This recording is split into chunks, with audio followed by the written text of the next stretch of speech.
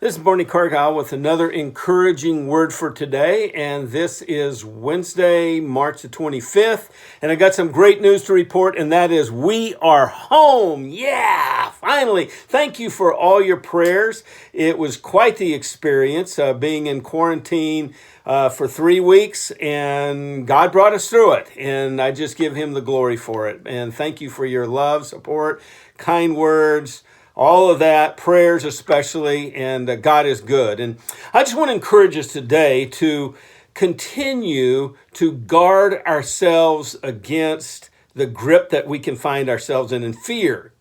You know, fear is actually has a lot of good things about it. I mean, it's a God-given emotion. He created us with that. There's times when if you don't have fear, things you don't fear, it's going to not end well for you. I mean, if you're getting chased by a rabid dog, you don't, stop and try to pet it and say, nice doggy, nice doggy. I'm going to tell you, it's not going to end well.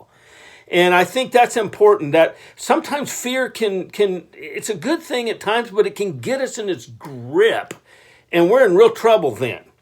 I remember quite a few years ago when my grandson Jeb was about 5 or 6 years old. He was in the backyard. It was a Saturday afternoon. I was taking a peaceful, quiet nap when all of a sudden I hear this blood-curdling scream.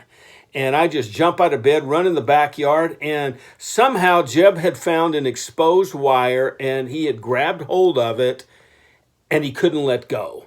And he's just standing there, just in, the shock is going through his little body. And so without even hesitation, I just run to him, shove him on the chest, and knock him free from it.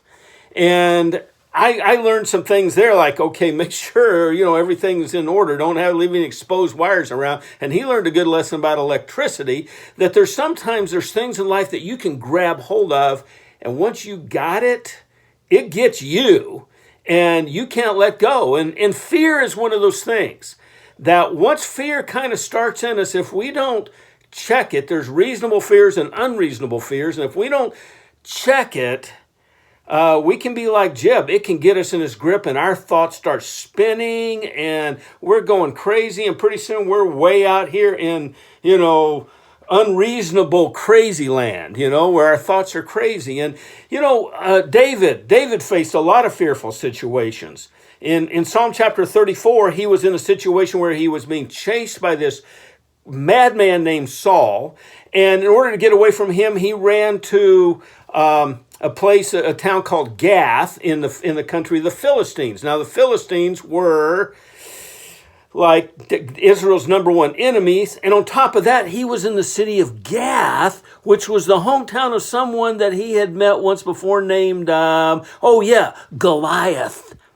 This was Goliath's hometown, and all I can say is, to say the least, David was not the most popular man in town.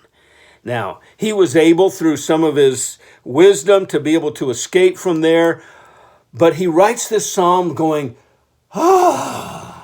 after God had come to his rescue, and like I did with Jeb, just moved him out of the way and rescued him. He says this in Psalm 34 and verse 4, I sought the Lord, and he answered me. He delivered me from all my fears. David's fears were intense, but God delivered him.